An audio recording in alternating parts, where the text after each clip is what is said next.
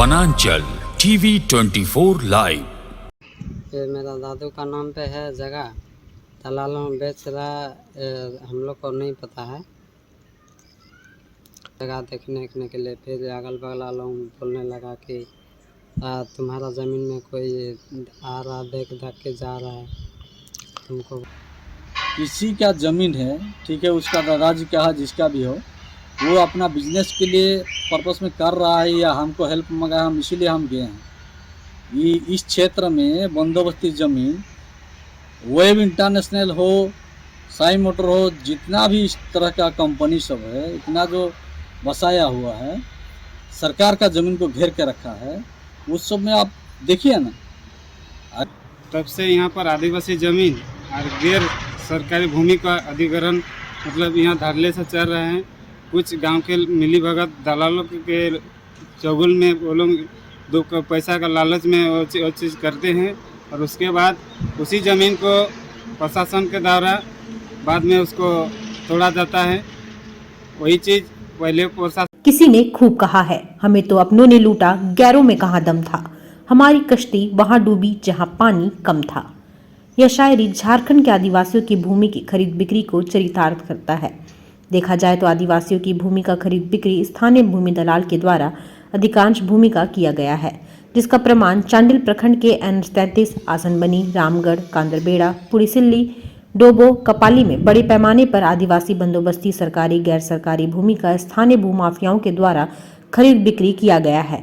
पदाधिकारियों और कर्मचारियों की भी मिलीभगत चर्चा में है। देखिए रिपोर्ट। चांडिल प्रखंड यानी बड़े पैमाने पर आदिवासी जमीनों का झोल झाल अपनों को लूटने लगे हैं। स्थानीय जमीन दलाल सरकारी बंदोबस्ती जमीन का हेराफेरी भूमाफियाओं के द्वारा किया जा रहा है। सरकारी जमीन को पदाधिकारी के साथ मिलीभगत कर गरीब भोले भाले गरीब लोगों को जमीन बेच दिया जाता है।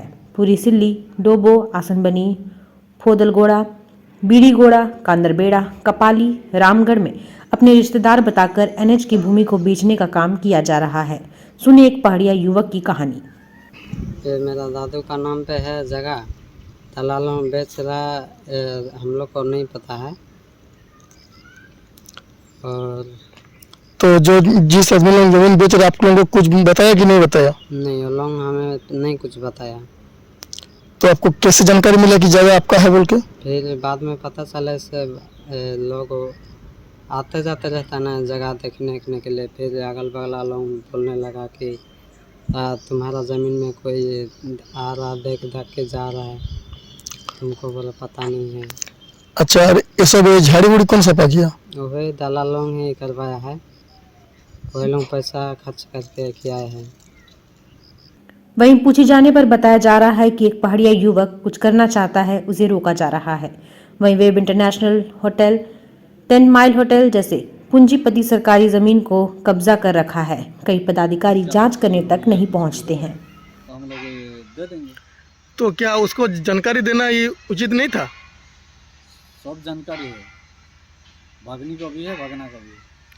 उन लोग तो बोल रहे हम लोग को कोई जानकारी नहीं है। हाँ तो ठीक है, बात करते हैं। देखिए, किसी का ज़मीन है, ठीक है, उसका दादाजी का है, जिसका भी हो, वो अपना बिजनेस के लिए पर्पस में कर रहा है या हमको हेल्प मांगा, हम इसीलिए हम गए हैं।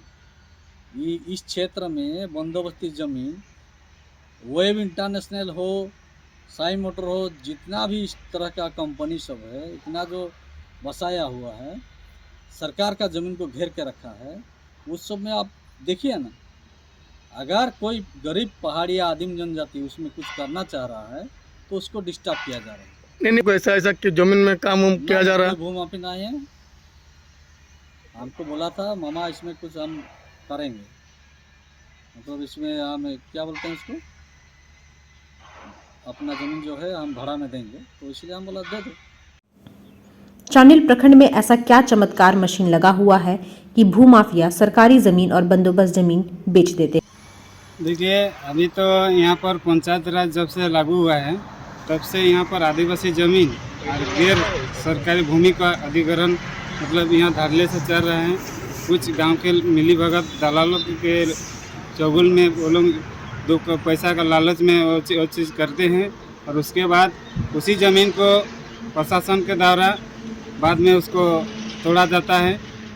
वही चीज़ पहले प्रशासन उसमें ध्यान नहीं देता है। आज तक कोई चिन्हित नहीं किया गया है कि इतना नदी के किनारे में ब्यास सरकार ज़मीन है, आज तक उसका कोई चिन्हित नहीं है।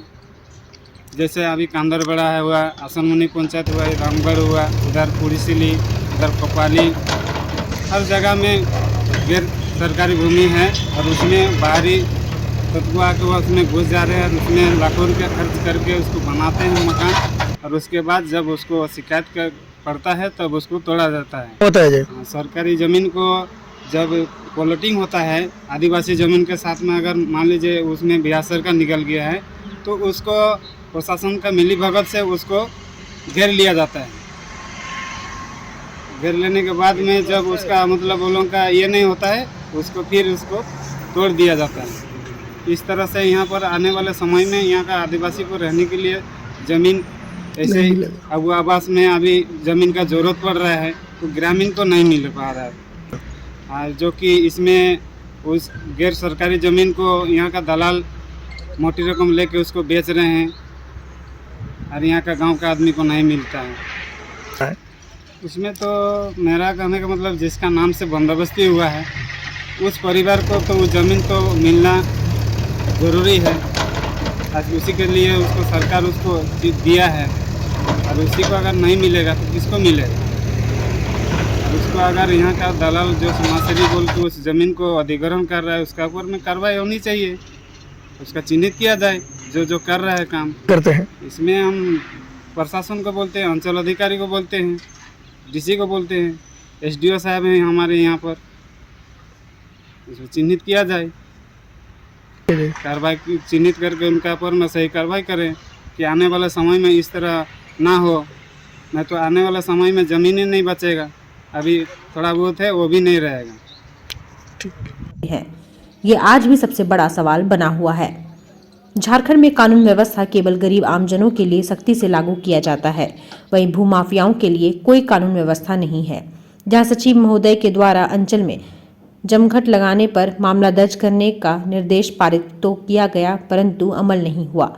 ऐसे में लोग कहने पर मजबूर, हमें तो अपनों ने लूटा, गैरों में कहाँ दम था, हमारी कश्ती वहां डूबी जहां पानी कम था।